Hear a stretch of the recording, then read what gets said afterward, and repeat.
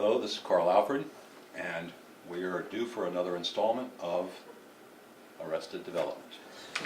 My guest here is Paul Nally, former judge and former police chief. Paul, we were talking several episodes ago about what happens when a county commissioner, in this case, is deemed to have been in violation of his office since he took office. Now, in Georgia law, these people are deemed to be de facto. Can you explain to the people what that means? Well, yeah, let me, I'll make an attempt at that, but let me make a distinction first. An officer who is in violation of his official oath of office in Georgia has committed a criminal act punishable by 5 years in the state penitentiary. And he will not be removed from office. He will be suspended pending the outcome of a trial or the outcome of an indictment. And at that point in time, he will be out of office. The other way that a situation can come about where an elected public official becomes de facto is in a case like what's happening in Clayton County right now. You have three commissioners who are in arrears in turning over public funds to a commission of the state of Georgia. Now, the Constitution says that a person who is illegally in possession of funds that have not been turned over to the state is not entitled to hold their office or any office of public trust. There is a statute in Title 45 which says that basically what it says is that an individual who is lawfully not entitled to hold his office but is still holding the office is deemed to be a de facto officer. Ex officio. Well, they use the word de facto in that title. Okay. So let me explain de jure and de facto as it would relate in that particular situation.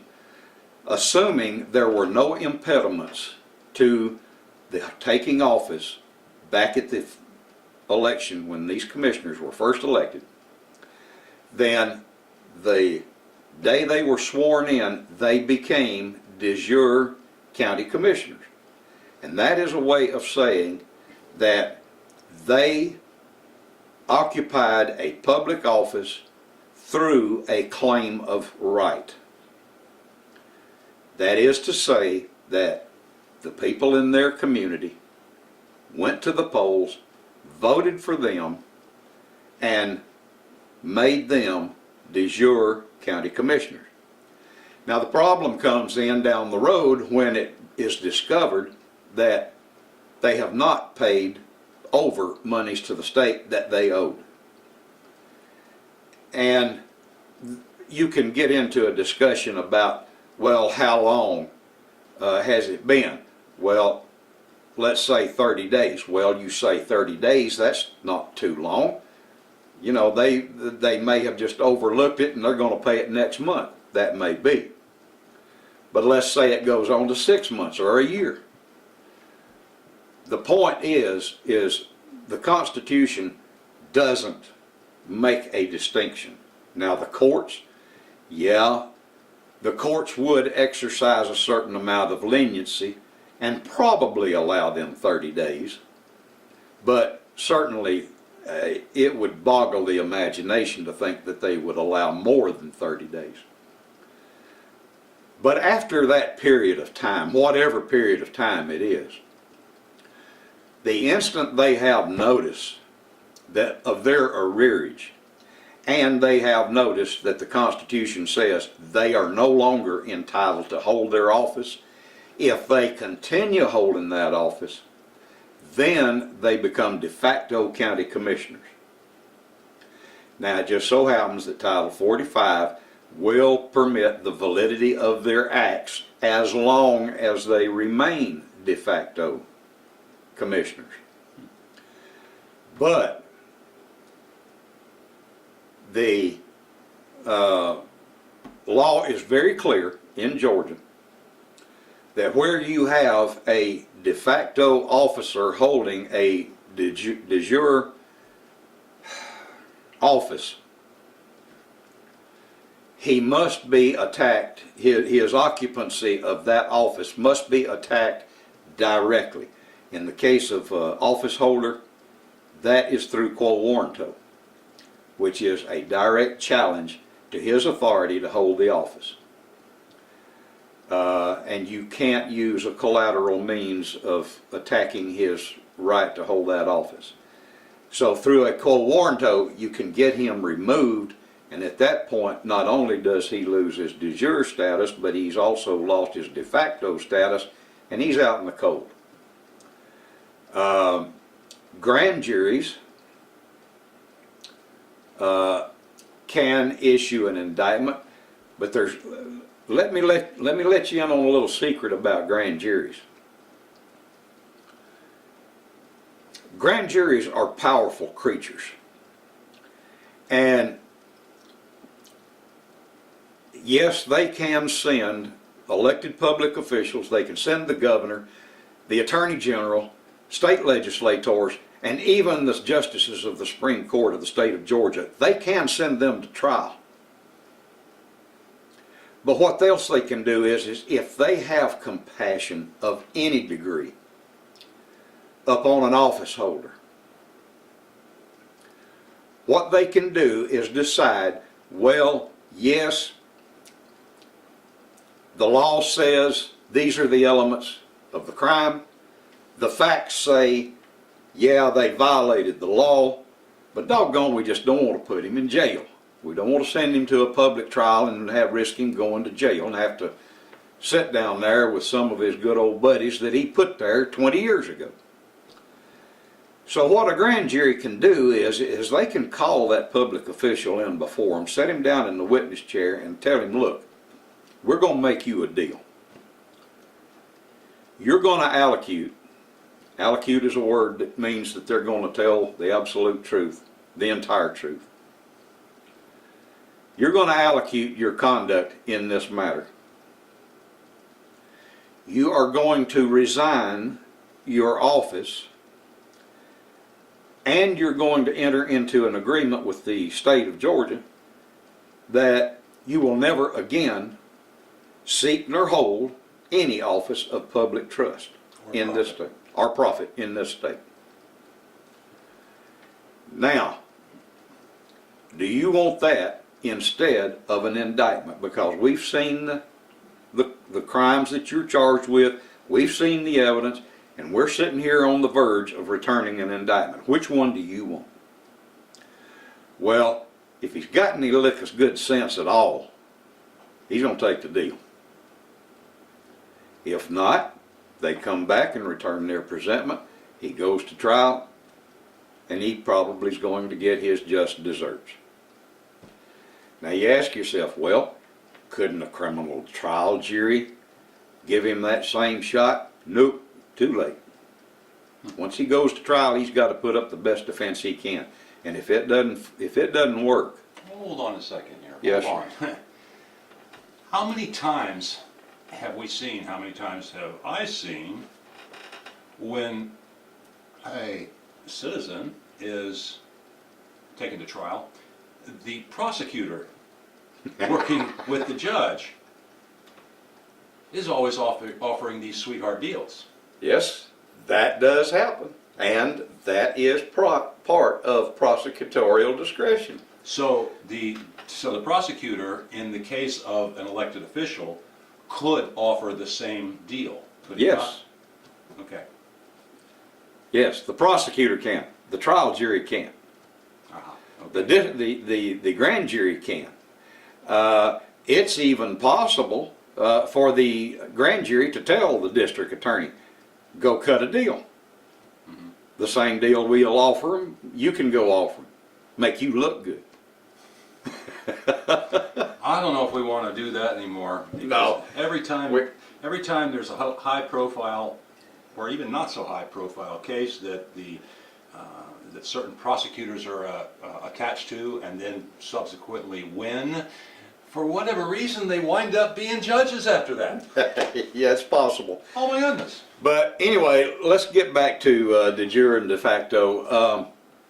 It is possible, by the way, to have a situation where a state legislature takes an office and changes its name and changes a lot of its duties,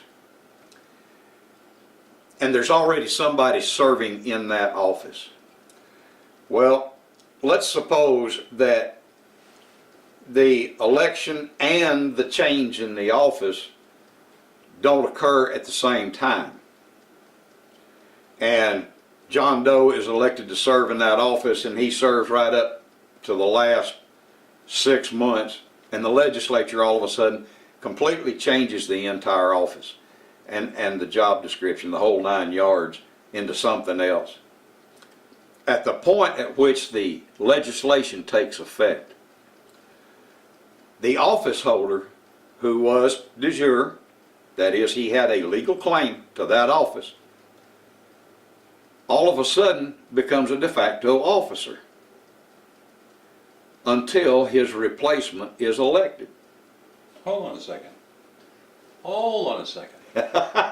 And the reason for that to happen is the nature of the office changed. The prior office no longer exists.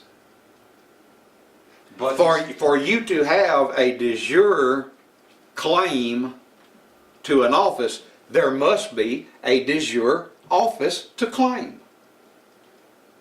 So if the legislature hauls off and doesn't pay attention to what they're doing, and they change the nature of your office, all of a sudden you're trying to fill an office you weren't elected to. So you become, in effect, a de facto officer of the office you previously held, not the new office. okay, all right. Well, let's see if I understand this. I hope this is confusing everybody. Let me see if I understand this. During the tenure of one Tommy Smith, the Henry County Board of Commissioners chairman, Okay. other commissioners decided that he was wielding too much power. So they got with the state legislature and had them draft up a new set of guidelines as to what the duties of the county commissioner would be. Okay. That's HB 554, in case anybody's interested in that. And that was passed last year. Now, if I'm reading you correctly, he's still in the position he was elected to. He's operating in the de facto capacity of what he was elected to until his term expires and the new person takes over, and then you have a new set of guidelines for this commission chairman. No. Oh, No, shucks. he is still a de jure county commissioner. And the reason for it is because the office was not abolished by the creation of new rules. New rules alone did not abolish the office. Okay, maybe I'm not being clear here. He had a certain set of guidelines that he was to operate under, and those are his duties and responsibilities.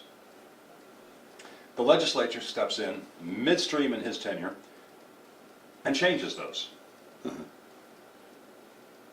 Before the legislature, after the legislature. Before the legislature, he was able to do certain things. Correct. Are you saying that in the de facto capacity, he's still able to do those same things until his term is up? That's going to depend on when the legislature made the rule change effective. Mm-hmm. But making a rule change effective did not abolish the office. Right. Right. Okay. It's important. You got to understand, if the office is still there, then you're still de jure. You're there, you're commissioner by right. Okay. By right of election. But he still has to. If they abolish that and change it to a county manager type office, now you have a complete change of office. So you're de jure until the new office is created. Now hopefully the legislature will say, okay, this new office change is going to take place on January 3rd, so that when he takes office January 3rd, whoever's elected is going to be a county manager, not a county commissioner. So hopefully that'll happen. Sometimes only God knows what goes through the minds of legislators.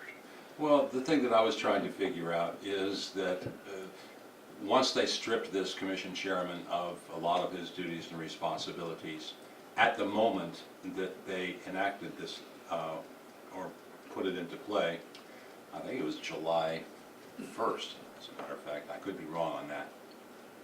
My question is, he had those responsibilities prior to this time. Does he now have to strictly go by the guidelines that they have just enacted for him? It would be a good idea to go by the guidelines enacted. However, he, I'm quite sure, could challenge the authority of the legislature to make such a change.